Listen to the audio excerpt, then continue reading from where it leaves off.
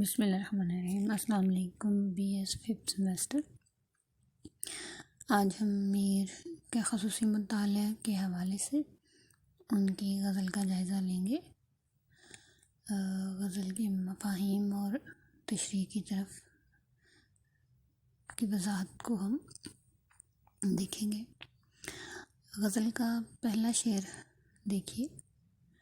تھا شوق مجھے طالب دیدار ہوا میں، سو آئینہ سا صورت دیوار ہوا میں۔ اس شعر کا مفہوم یہ ہے بچوں کہ شاعر کہتا ہے مجھے اپنے محبوب سے عشق ہوا، اس لیے مجھ میں یہ خواہش پیدا ہوئی کہ اپنے محبوب کا جلوہ دیکھ سکوں۔ اس خواہش کی تکمیل کے لیے میں دیوار پر لگے آئینے کی مانند ہو گیا ہوں۔ یہاں دیکھیں بچوں کہ عام طور پر آئینہ کس لیے استعمال کیا جاتا ہے۔ ظاہر ہے اس میں ہم اپنا کنگھی شیشہ کرتے ہیں، اپنا بناؤ سنگھار کرتے ہیں، اور محبوب بھی چونکہ خود کو بہت حسین و جمیل سمجھتا ہے، اور بقول شاید محبوب اس کے کائنات کا سب سے حسین انسان ہے، تو یقیناً محبوب اپنے آپ کو سجانے سنوارنے کے لیے، بناؤ سنگھار کے لیے آئینے کا استعمال ضرور کرتا ہوگا۔ اس لیے اس سجاوٹ کرنے کے لیے، سنگھار بنانے کے لیے وہ آئینہ بھی دیکھتا ہوگا۔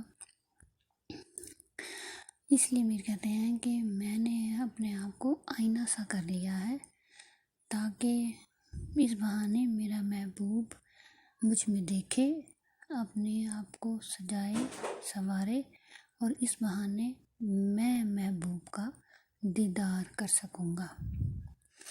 یوں میر نے اپنے آپ کو آئینے کی مانند تصور کر کے یہ توجیہ پیش کی ہے کہ آخر کسی نہ کسی طرح وہ محبوب کو دیکھ سکے۔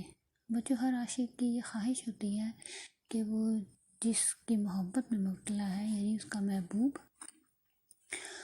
اس کا دیدار نصیب ہو، اس کا وصل نصیب ہو، کم از کم ایک جھلک اس کی دیکھنے کو مل جائے۔ تو اس خاطر اس خواہش کی تکمیل کے لیے میر نے خود کو آئینہ قرار دیا ہے۔ اگلا شعر دیکھیں بچوں۔ کیا چیتنے کا فائدہ جو شیب کو چیتا، سونے کا سامان آیا تو بیدار ہوا میں۔ چیتنے کا مطلب ہے فکر کرنے کا فائدہ، شیب بڑھاپا، اور چیتا سوچ بچار کی۔ یہاں پر سونے سے مراد مرنے کا وقت آیا تو بیدار ہوا، ہوش آئی۔ میر کہتے ہیں کہ اگر بڑھاپے کی عمر میں پہنچ کر آپ کو فکر لاحق ہوئی ہے اپنی زندگی کے حوالے سے، تو اب اس فکر کا کوئی فائدہ نہیں، کیونکہ جب مرنے کا وقت قریب آیا تو اس وقت غفلت سے بیدار ہونے کا کیا فائدہ۔ یہاں بیدار ہونا غفلت سے بیداری ہے۔ میر کہتے ہیں انسان ساری زندگی بیکار اور بے مقصد گزار دیتا ہے، اس ایک لمحے کے لیے بھی اس کو ذہن میں یہ خیال نہیں آتا کہ اللہ جو اس کا خالق حقیقی ہے، اس نے اس کو کس مقصد کے لیے دنیا میں بھیجا۔ وہ دنیاوی آسائشوں میں، رنگینیوں میں کھو جاتا ہے، دین سے دوری رکھتا ہے، احکامات الہی کی طرف توجہ نہیں کرتا، اور بالخصوص آخرت کی فکر نہیں کرتا کہ یہ دنیا تو عارضی ہے اور ہمیں آخرت کے سفر کی طرف ایک سفر طے کرنا ہے۔ اور اس لیے جب مرنے کا وقت آتا ہے تو ہم میں سے اکثر لوگوں کو مقصد حیات کی فکر آ جاتی ہے کہ ہم اس بات پر افسوس کرنے لگتے ہیں کہ کاش ہمیں تھوڑا اور وقت مل جاتا، تو ہم نے جو کوتاہیاں، جو دین کی طرف سے لاپرواہی اختیار کی، اس کو کسی نہ کسی طرح پورا کر سکیں۔ اور کیا، کیوں، کس لیے اللہ نے ہمیں کیوں پیدا کیا، ہمارا دنیا میں آنے کا مقصد کیا تھا، ہم نے زندگی کس طرح گزارنی ہے، یہ تمام سوال اور ہماری طرف زندگی کے کیا تقاضے تھے۔ اللہ نے ہمیں ایک زندگی عطا کی، عقل و شعور عطا کیا تاکہ ہم اللہ کے احکامات کے مطابق زندگی گزاریں، ایک مقصد حیات رکھیں، اس مقصد کو پانے کے لیے جدوجہد کریں۔ مگر میر کہتے ہیں کہ شاید ہم لوگ آخرت کی فکر ہی کھو چکے ہیں، اور جب مرنے کا قریب وقت آتا ہے تو ہمیں یہ ساری فکریں یاد آ جاتی ہیں، لیکن اب اس پریشانی کا کوئی فائدہ نہیں ہے۔ اگلا شعر دیکھیے۔ جب دور ہوا قافلہ تب چشم ہوئی باز، کیا پوچھتے ہو دیر خبردار ہوا میں۔ باز کا مطلب کھلنا، یعنی جب قافلہ مجھ سے دور ہوا تب میری آنکھ کھلی، اور مجھ سے کیا پوچھتے ہو، مجھے تو بہت دیر سے خبر ہوئی کہ میں بہت پیچھے رہ گیا ہوں اپنے قافلے سے۔